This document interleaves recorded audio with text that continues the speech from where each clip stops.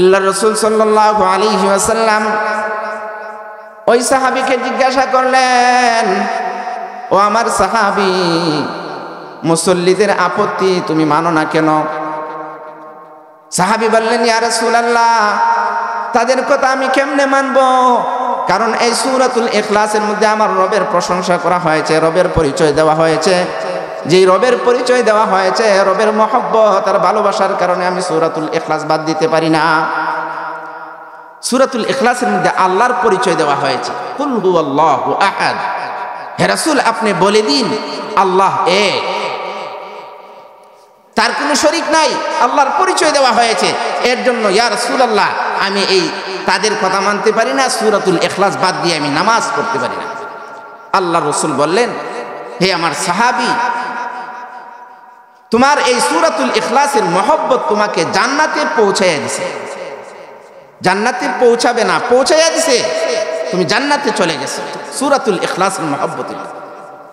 এই সূরাতুল ইখলাস আমরা সকলেই প্রতিদিন পড়ব তো ইনশাআল্লাহ। সূরাতুল ইয়াহদিহিল্লাহু ফালা মুদিল্লা লাহু ওয়া মান ইউদ্লিলহু ফালা হাদিয়া লাহু ওয়া নাশহাদু আল লা ইলাহা ইল্লাল্লাহু ওয়াহদাহু লা শারীকা লাহু ونشهد أن سيدنا وسندنا وحبيبنا ومولانا محمدا عبده ورسوله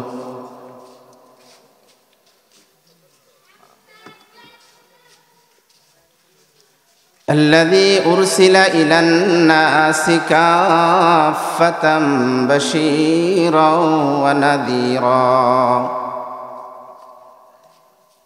وداعيا إلى الله بإذنه وسراجا منيرا أما بعد فأعوذ بالله من الشيطان الرجيم بسم الله الرحمن الرحيم قل هو الله أحد الله الصمد لم يلد ولم يولد ولم يكن له كفوا أحد وقال النبي صلى الله عليه وسلم كن عالما أو متعلما أو معينا أو محبا ولا تكن خامسا فتهلك أو كما قال عليه الصلاة والسلام صدق الله مولانا العظيم وصدق رسوله النبي الكريم ونحن على ذلك من الشاهدين والشاكرين والحمد لله رب العالمين محبة الشتى درود شريف পড়ি اللهم صل على محمد وعلى آل محمد كما صليت على إبراهيم وعلى آل إبراهيم إنك حميد مجيد اللهم بارك على محمد وعلى آل محمد كما باركت على إبراهيم وعلى آل إبراهيم إنك حميد مجيد سبحانك لا علم لنا إلا ما علمتنا إنك أنت العليم الحكيم در पेशानी ने तेरे कतरों को दरिया कर दिया दर पेशानी ने तेरे कतरों को दरिया कर दिया, दिल को बीना कर दिया, दिल को रोशन कर दिया, आँखों को बीना कर दिया, दिल को रोशन कर दिया, आँखों को बीना कर दिया।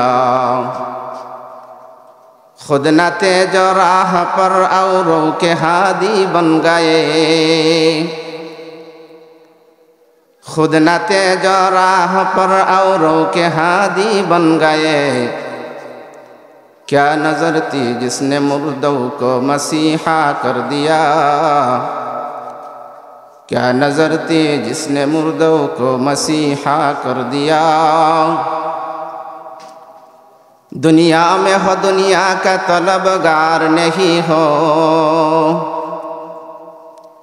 दुनिया में हो दुनिया का तलबगार नहीं हो, बाजार से गुजरा हो खरीदार नहीं हो, बाजार से गुजरा हो खरीदार नहीं हो। मौत को तुम दूर न समझो, मौत है हरदम करीब, मौत को तुम दूर न समझो, मौत है हरदम करीब। फिर भी मोहलत न होगा सर हिलाने के लिए। কালাখারুল আনোয়ারুল উলুম মাদ্রাসা কর্তৃক আয়োজিত আজকের বার্ষিক ইসলামী মহাসম্মেলনের সম্মানিত সভাপতি মণ্ডলী, মঞ্চে উপবিষ্ট বাবার বয়সের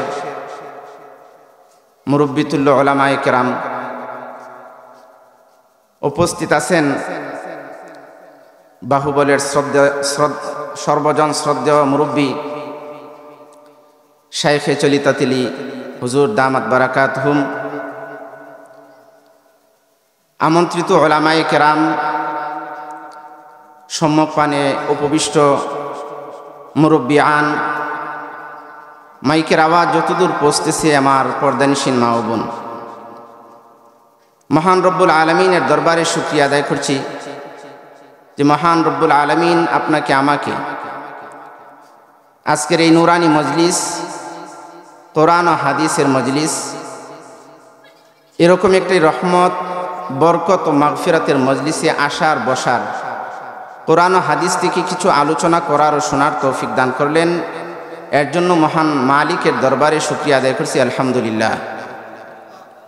রব্বুল আলামিন বলেন, ওয়া ইন তাউদ্দু নি'মাতাল্লাহি লা তুহসুহা, তোমরা যদি আল্লাহ রব্বুল আলামিনের নিয়ামত গণনা করতে যাও, তোমার গণনার সংখ্যা শেষ হয়ে যাবে, নিয়ামত শেষ হবে না।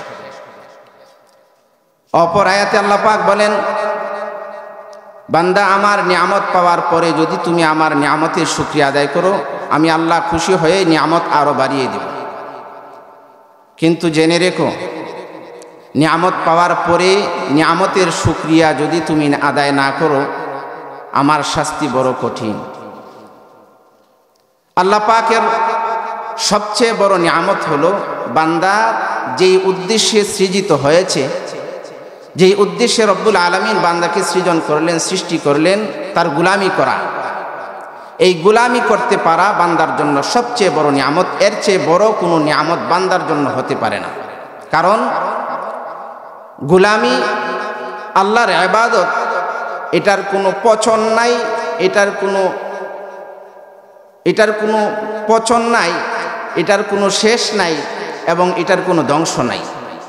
এর বিপরীতে আপনি দুনিয়াতে যত বড় নিয়ামত পান, টাকা পয়সা, ধন সম্পদ, বাড়ি গাড়ি নারী, যা কিছুই পান, সব কিছুর শেষ আছে, এটার একটা শেষ আছে, এটার একটা ধ্বংস আছে। কিন্তু রব্বুল আলামিনের ইবাদত বন্দিগি এর কোনো শেষ নাই। এটা যত করবেন ততই আপনি দুনিয়া এবং আখিরাতে এর ফল ভোগ করতে পারবেন। এর জন্য আমরা যখনই কোনো নিয়ামত, কোনো ইবাদত বন্দি করতে পারি, সাথে সাথে রবের দরবারে আলহামদুলিল্লাহ বলে রবকে ধন্যবাদ দেওয়া এবং শুকরিয়া আদায় করা। আলহামদুলিল্লাহ, আজকের এই মজলিস মাদ্রাসা কর্তৃপক্ষ যে আয়োজন করেছেন, আমরা কত সুন্দর পরিবেশ পাইলাম, কথা বলতেছি শুনতেছি, লাইট, এরপরে প্যান্ডাল, নিচে আপনার বিছানা, সব কিছুর ব্যবস্থা হয়েছে। এটার পিছনে কতটুকু শ্রম, ঘাম, মেধা খরচ করার প্রয়োজন হয়েছে, যারা করেছেন তারা বুঝেন। এর জন্য এই আয়োজনকে আমরা অবহেলায় হেলায় দুলায় নষ্ট করব না। আমরা সকলেই এই নিয়ামতের কদর করি, সকলেই উপস্থিত হই। সম্মানিত হাজিরিন, আমার সময় একেবারেই অল্প। মুরব্বী উপস্থিত আছেন, ওনাকে রেখে কথা লম্বা করা এটা সমীচীন হবে না। এর জন্য অল্প সময়েই আমার কথা শেষ করে দেব ইনশাআল্লাহ। আমি আপনাদের সামনে মহাগ্রন্থ আল কোরআন থেকে 112 নম্বর সূরা, সূরাতুল ইখলাস, যেই সূরাটাকে আমরা কুল হু আল্লাহ সূরা বলে জানি, এই সূরাটা পাঠ করেছি। আয়তন এবং তার পরিধি হিসেবে সবচেয়ে ছোট্ট 2-3টা সূরার মধ্য থেকে একটা সূরা হলো সূরাতুল ইখলাস, কুল হু আল্লাহ সূরা। কিন্তু তার শান, মান, মর্যাদা হিসেব করলে এর মর্যাদা রব্বুল আলামিনের কাছে অনেক অনেক বেশি। কত বেশি? নবীজি হাদিসে ইরশাদ করেন, সূরাতুল ইখলাস তা'দিলু সুলুসাল কুরআন। সূরাতুল ইখলাস, কুল হু আল্লাহ সূরাটা কোরআনের 1/3 সমপরিমাণ। তার মানে হলো, আপনি যদি একবার সূরাতুল ইখলাস, কুল হু আল্লাহ সূরা পাঠ করেন, 10 পারা কোরআন শরীফ পড়ার সওয়াব পাবেন। সুবহানাল্লাহ। 2 বার পড়বেন 20 পারা, 3 বার পড়বেন 30 পারা কোরআন শরীফ পড়ার সওয়াব পাওয়া যাবে। সুলুসে কোরআন কেন এই সূরা? সমস্ত কোরআন 30 পারা কোরআন শরীফের মধ্যে রব্বুল আলামিন যে কয়েকটা বিষয় আলোচনা করেছেন, মৌলিক 3টা বিষয় আলোচনা করা হয়েছে: তাওহীদ, রিসালাত, আখিরাত। আল্লাহর একত্ববাদ নিয়ে কোরআনে কারীমের মধ্যে আল্লাহ আলোচনা করেছেন। নবীর নবুয়ত নিয়ে আল্লাহ পাক পবিত্র কোরআনে আলোচনা করেছেন। মরণের পরের যে আরেকটা জিন্দেগি আমাদের সামনে, ওই জিন্দেগি, কবর, হাসর, মিজান, ফুলসিরাত, জান্নাত, জাহান্নাম, মরণের পরের যেই জিন্দেগি, ওই জিন্দেগি নিয়ে আলোচনা করা হয়েছে। এই পুরা কোরআনের আলোচ্য বিষয় হলো এই 3টা। আর সূরাতুল ইখলাস, এই সূরার মধ্যে আল্লাহ পাক রব্বুল আলামিন তার সত্তা, তার জাতের পরিচয় দিয়েছেন। এর জন্য নবীজি হাদিসে ইরশাদ করেছেন, সূরাতুল ইখলাস তা'দিলু সুলুসাল কুরআন। সূরাতুল ইখলাস হচ্ছে, কেউ যদি সূরাতুল ইখলাস পড়ে, কোরআনে কারীমের 1/3 অর্থাৎ 3 ভাগের 1 ভাগ পড়ার সওয়াব পাবে। এরপরে আরো কি ফজিলতের প্রয়োজন আছে আপনাদের? আপনি একবার পড়বেন, 10 পারা কোরআন শরীফ পড়ার সওয়াব পাবেন। আমার তো মনে হয় না আপনারা যারা এখানে বসা আছেন, এবং আওয়াজ যতদূর যাচ্ছে, কোনো মুসলমান এমন পাওয়া যাবে মনে হয় না যে কুল হু আল্লাহ সূরা পারে না। এরকম মুসলমানের সংখ্যা একেবারে নগণ্য। ছোট বাচ্চা, 7 বছরের বাচ্চা বলেন কুল হু আল্লাহ সূরা পড়তে, ফটফট করে বলে দিবে। বৃদ্ধ, যুবক সবাই এই সূরা আমরা পারি। কিন্তু এই সূরার মর্যাদা এত বেশি, এত বেশি, আল্লাহ রব্বুল আলামিন একবার পড়ার সাথে সাথে ওই বান্দাকে 10 পারা কোরআন শরীফ পড়ার সওয়াব দান করেন। 3 বার পড়লে 30 পারা কোরআন শরীফ পড়ার সওয়াব দান করেন। 10 বার যদি আপনি পড়েন, আল্লাহ রব্বুল আলামিন আপনার জন্য জান্নাতে একটা বিল্ডিং নির্মাণ করে দিবেন। সুবহানাল্লাহ বলবেন না? কোন বান্দা যদি 10 বার কোরআন শরীফ, কুল হু আল্লাহ সূরা পড়ে, তার জন্য জান্নাতে একটা ঘর নির্মাণ হয়, একটা বিল্ডিং নির্মাণ হয়।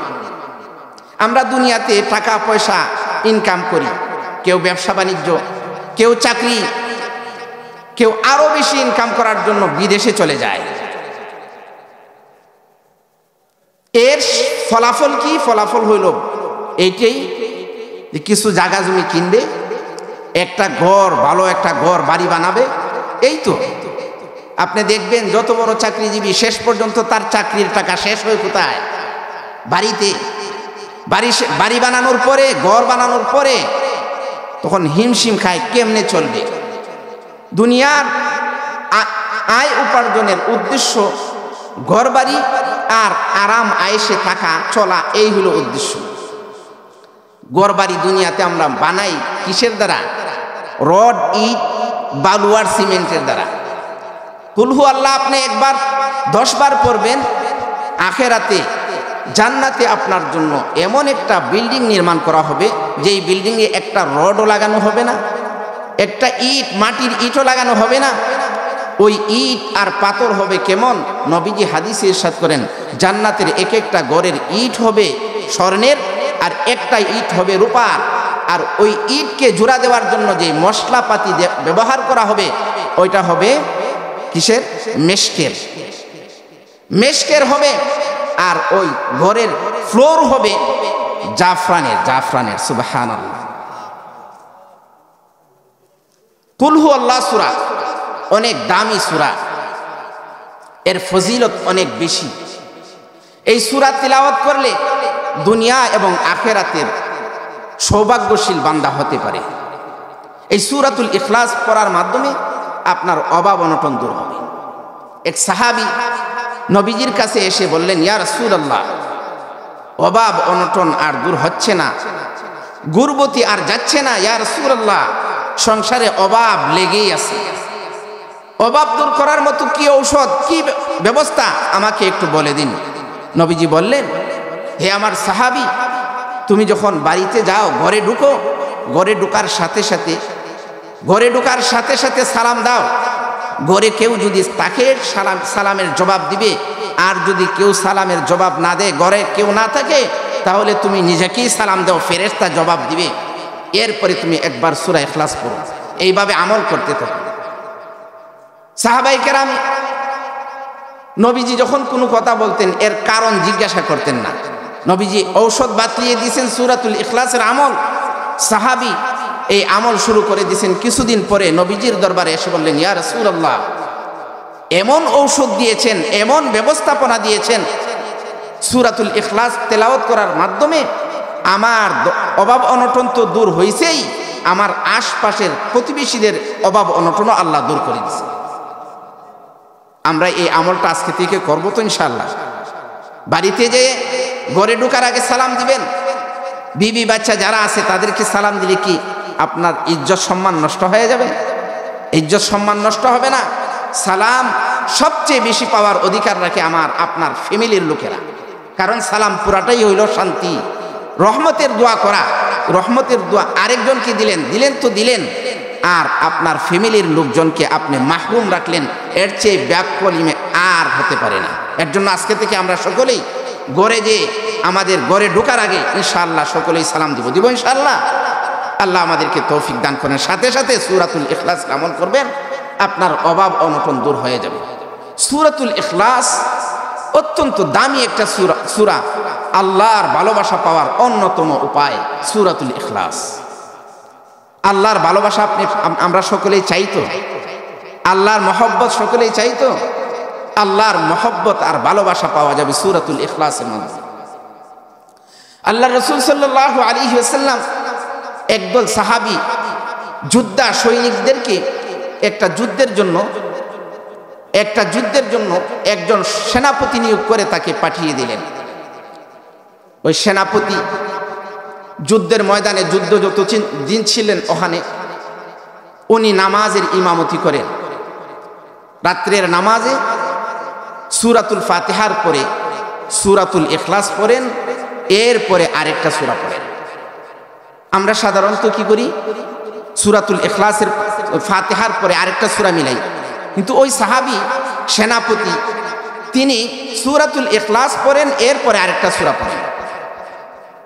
সাহাবায়ে কেরাম যুদ্ধ শেষে নবীজির কাছে এসে অভিযোগ করলেন, ইয়া রাসূলুল্লাহ, সেনাপতি তো বানাইছেন, সেনাপতি প্রত্যেক নামাজে সূরাতুল ফাতিহার পরে আরেকটা সূরা পড়েন, পড়ার পরে আরেকটা সূরা পড়েছেন। নবীজি জিজ্ঞেস করলেন, তাকে জিজ্ঞাসা করো সে কেন এরকম করলো। সাহাবায়ে কেরাম জিজ্ঞাসা করলেন যে আপনি এরকম করলেন কেন, এর কারণ কি? তিনি বললেন, আমি এরকম করেছি এর জন্য যে সূরাতুল ইখলাস পুরাটাই হলো আমার রবের পরিচয়। আমার রবের পরিচয় দেওয়া হয়েছে সূরাতুল ইখলাসের মধ্যে। এর জন্য রবের মহব্বতে, ভালোবাসায়, রবের ভালোবাসা পাওয়ার জন্য আমি এই রকম করেছি। নবীজি সাল্লাল্লাহু আলাইহি ওয়াসাল্লাম বললেন, তাকে জানিয়ে দাও তার এই সূরাতুল ইখলাসের মহব্বতের কারণে আল্লাহ তাকে ভালোবাসেন। সূরাতুল ইখলাস অনেক দামি সূরা। সূরাতুল ইখলাস তেলাওয়াতের মাধ্যমে বান্দা জান্নাত পেয়ে যায়। জান্নাতে যেতে রাজি আছেন? কে কে রাজি? দিকে হাত উঠান। আল্লাহ আমাদের সকলকে জান্নাতের জন্য কবুল করেন, সকলে বলি আমিন। মসজিদে কুবার ইমাম সাহেব এক আনসারি সাহাবী, এই আনসারি সাহাবী মসজিদে কুবার ইমামতি করেন। তিনি ওই আমল এরকমই করেন, ইমামতি করেন, সূরাতুল ফাতিহার পরে সূরাতুল ইখলাস পড়েন, এরপরে আরেকটা সূরা পড়েন। সাহাবায়ে কেরাম বললেন, মুসল্লি সাহাবায়ে কেরাম বললেন যে আপনি এরকম করেন কেন? সূরাতুল ফাতিহার পরে সূরাতুল ইখলাস পড়ছেন, এরপরে আরেক সূরা পড়ার দরকার কি? আর যদি আরেক সূরাই পড়বেন, মাঝখানে সূরাতুল ইখলাস পড়েন কেন? কারণ কি? ওই ইমাম সাহেব সাহাবী তিনি বললেন, আমাকে তোমরা বারণ করো না, আমি এই কাজ করবই।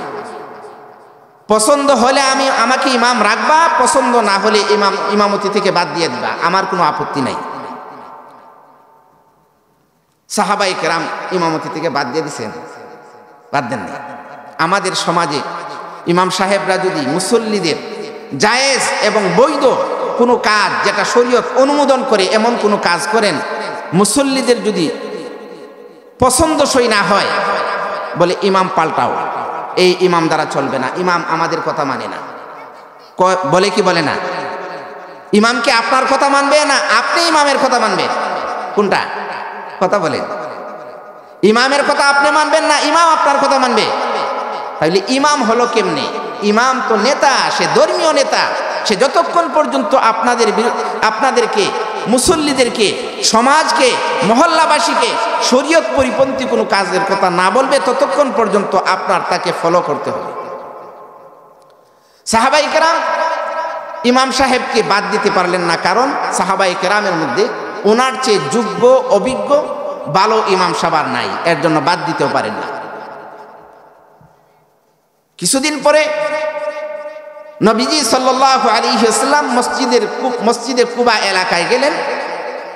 যাওয়ার পরে সাহাবীরা নবীজির কাছে অভিযোগ করলেন, ইয়া রাসূলুল্লাহ, আমাদের ইমাম সাহেব এই রকম করে, আমরা বারণ করার পরেও তিনি তার কাছ থেকে বিরত আসেন না, তিনি এরকমই করে যাচ্ছেন। সূরাতুল ফাতিহা পড়ার পরে সূরাতুল ইখলাস পড়েন, এরপরে আরেকটা সূরা পড়েন, এরকমই করতেছেন। আমরা বারবার ওনাকে নিষেধ করলাম, তিনি নিষেধ মানতেছেন না।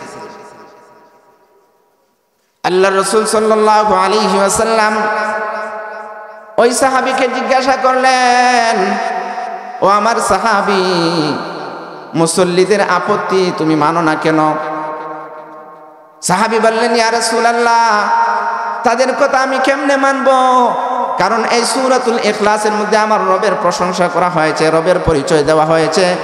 যেই রবের পরিচয় দেওয়া হয়েছে, রবের মহব্বত আর ভালোবাসার কারণে আমি সূরাতুল ইখলাস বাদ দিতে পারি না। সূরাতুল ইখলাসের মধ্যে আল্লাহর পরিচয় দেওয়া হয়েছে, কুল হুয়াল্লাহু আহাদ। হে রাসূল, আপনি বলে দিন আল্লাহ এক, তার কোনো শরীক নাই, আল্লাহর পরিচয় দেওয়া হয়েছে। এর জন্য ইয়া রাসূলুল্লাহ, আমি তাদের কথা মানতে পারি না, সূরাতুল ইখলাস বাদ দিয়ে আমি নামাজ পড়তে পারি না। আল্লাহ রাসূল বললেন, হে আমার সাহাবী, তোমার এই সূরাতুল ইখলাসের মহব্বত তোমাকে জান্নাতে পৌঁছাইয়া দিছে। জান্নাতে পৌঁছাবে না, পৌঁছাইয়া দিছে, তুমি জান্নাতে চলে গেছো সূরাতুল ইখলাসের মহব্বতে। এই সূরাতুল ইখলাস আমরা সকলেই প্রতিদিন পড়ব তো ইনশাআল্লাহ। সূরাতুল ইখলাস, এই সূরা নাজিল হওয়ার একটা শানে নুজুল, একটা প্রেক্ষাপট রয়েছে। তাফসীরের কিতাবের মধ্যে লিখেন, তাফসীরে মাযহারির মধ্যে,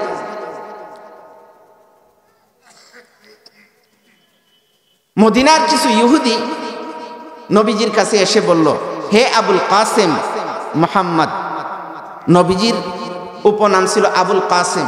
নবীজির এক ছেলের নাম কাসেম, এর জন্য নবীজিকে আবুল কাসেম বলা হতো। তারা বলল, হে আবুল কাসেম, আসমান সৃষ্টি করা হয়েছে ধোঁয়ার দ্বারা। ধোঁয়া। আসমান কিসের দ্বারা সৃজিত? ধোঁয়া দ্বারা। আসমান সৃষ্টি করা হয়েছে ধোঁয়া দ্বারা। ফেরেশতাদেরকে সৃষ্টি করা হয়েছে নূরের দ্বারা। শয়তান ইবলিসকে সৃষ্টি করা হয়েছে আগুনের স্ফুলিঙ্গ দ্বারা, আগুন দ্বারা। মাটি সৃষ্টি করা হয়েছে পানির ঘর্ষণে সৃজিত ওই ফেনা দ্বারা, মাটি দ্বারা। মানুষকে সৃষ্টি করা হয়েছে কাদা মাটি দ্বারা। আমরা তো এগুলি জানি। এখন আপনি বলেন, আপনি যে রবের দিকে আমাদেরকে ডাকেন, যে রবের ইবাদত বন্দি করতে আপনি আমাদেরকে বলেন, ওই রব কিসের দ্বারা সৃজিত? আউযুবিল্লাহ বলবেন না নাউযুবিল্লাহ? বুঝেন নাই কথা? তারা জিজ্ঞাসা করতেছে, আসমান সৃজিত হয়েছে ধোঁয়া দ্বারা, ফেরেশতাদেরকে সৃষ্টি করা হয়েছে কিসের দ্বারা? নূর দ্বারা। ইবলিস শয়তানকে সৃজন করা হয়েছে আগুন দ্বারা। জমিন সৃষ্টি করা হয়েছে পানির ঘর্ষণে সৃষ্ট ওই ফেনা আর মাটি দ্বারা। মানুষকে সৃষ্টি করা হয়েছে কাদা মাটি দ্বারা। তো রব তো সৃজিত, তাকে কিসের দ্বারা সৃষ্টি করা হয়েছে? স্বর্ণের দ্বারা, রূপার দ্বারা, নাকি বাঁশের দ্বারা? নাউযুবিল্লাহি মিন যালিক। প্রশ্ন করতেছে, রবকে কি দ্বারা সৃষ্টি করা হলো? আপনারা কি বলেন? রব সৃজিত? আল্লাহকে কেউ সৃষ্টি করেছে? ঈমান থাকবে? ঈমান থাকবে না। রাসূলুল্লাহ সাল্লাল্লাহু আলাইহি ওয়াসাল্লাম তাদের এই প্রশ্নের জবাবে চুপ থাকলেন, নীরবতা পালন করলেন। কিছুক্ষণ পরেই জিবরিল আলাইহিস সালাতু ওয়াস সালাম সূরাতুল ইখলাস নিয়ে আগমন করলেন। এসে বললেন, ইয়া রাসূলুল্লাহ, ওই সমস্ত ইহুদি আর বেঈমান কাফেরদেরকে আপনি জানিয়ে দেন, কুল হুয়াল্লাহু আহাদ। হে রাসূল, আপনি বলে দিন, হুয়াল্লাহু আহাদ, তিনি আল্লাহ এক। আল্লাহ এক ও দ্বিতীয়।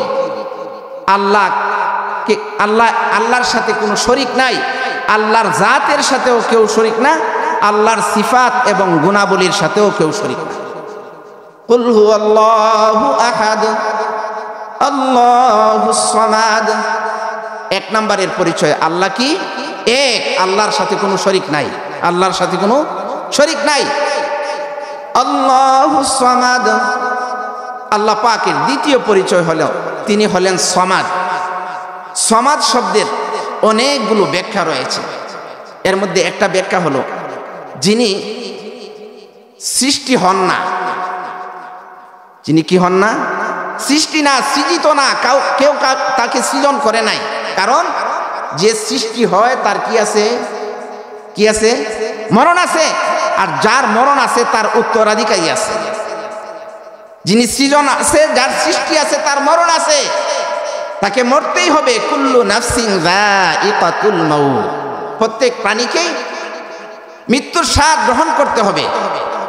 তো সমাজ শব্দের একটা ব্যাখ্যা হলো, যিনি সৃজিত না, কেউ তাকে সৃষ্টি করে নাই। কারণ যার সৃষ্টি আছে তার মরণ আছে, আর যার মরণ আছে তার উত্তরাধিকারী থাকে। তাহলে উত্তরাধিকারী কে হয়? সন্তান হয়, না হয় ভাই হয়, না হয় মা হয়, না হয় বাবা হয়। আল্লাহর তো মাও নাই, বাবাও নাই, সন্তানও নাই, নাতিও নাই, পুতিও নাই, কিছুই নাই। তিনি এক, নিরাকার, তার কোনো শরীক নাই। সমাজ শব্দের একটা ব্যাখ্যা হলো, যিনি সৃজিত হন না। সমাজ শব্দের আরেকটা ব্যাখ্যা হলো, যিনি খান না, পান করেন না। আল্লাহ কি খান? পান করেন? আল্লাহ খানও না, পানও করেন না। তিনি পানাহার থেকে মুক্ত। কেন? যে পানাহার করে সে আরেকজনের মুখাপেক্ষী হয়। আপনার যদি পান খাইতে ইচ্ছা করে, তাহলে দোকানের কাছে যেতে হবে, না হয় ঘরে যাইতে হবে, পানের কাছে যাইতে হবে, সুপারির কাছে যাইতে হবে। তো আল্লাহ পানাহার থেকে মুক্ত। তিনি খান না, পানও করেন না। কারণ পানাহার যে করে সে অন্যের মুখাপেক্ষী হয়। আর আল্লাহ রব্বুল আলামিন কারো মুখাপেক্ষী না। দুনিয়ার সব মানুষ, সকল মাখলুক তার মুখাপেক্ষী। সমাজ শব্দের আরেকটা ব্যাখ্যা হলো, যিনি পানাহার করেন না। সমাজ শব্দের আরেকটা ব্যাখ্যা হলো, যার নেতৃত্ব একেবারে চূড়ান্ত পর্যায়ে, যার নেতৃত্বে কোনো ভুল নাই। আমাদের দেশে বিভিন্ন সময় বিভিন্ন নেতৃত্ব আসে, এক এক সময় এক এক নেতা আসেন, এক এক সময় এক এক রাজা আসেন, এক এক সময় এক এক প্রধানমন্ত্রী হয়ে আসেন। তাদের দাপটে মনে হয় যে আর বুঝি উনি আর এই পদ ছাড়বেন না, এই পদ থেকে তাকে আর বিতরণ করা যাবে না। এরকম শাসক আমাদের অবস্থা হয়। এই জালিম, এই পরাক্রমশালী, এমন দাপট তার, যার দাপটে মানুষ সত্য কথা তো দূরের কথা, একটু একটু ন্যায়সঙ্গত কথাও বলতে ভয় পায়। এরকম রেজিম সরকার আমাদের অতীতে গেছে, কিন্তু আল্লাহ রব্বুল আলামিন যেহেতু মানুষের মাখলুকের নেতৃত্ব চূড়ান্ত পর্যায়ের নেতৃত্ব না, এর জন্য বাহ্যিকভাবে যদিও দেখা যায় তার দাপটে মানুষ কম্পমান, সারা দেশ নিস্তব্ধ হয়ে যায় তার দাপটের সামনে, কিন্তু এমনভাবে আল্লাহ পাক রব্বুল আলামিন তার দাপটকে একেবারে নিশ্চিহ্ন করে দেন যা কল্পনারও বাহিরে। সমস্ত শক্তি যেখানে ব্যর্থ, এখানে কার কাছে মাথা নত করতে হলো?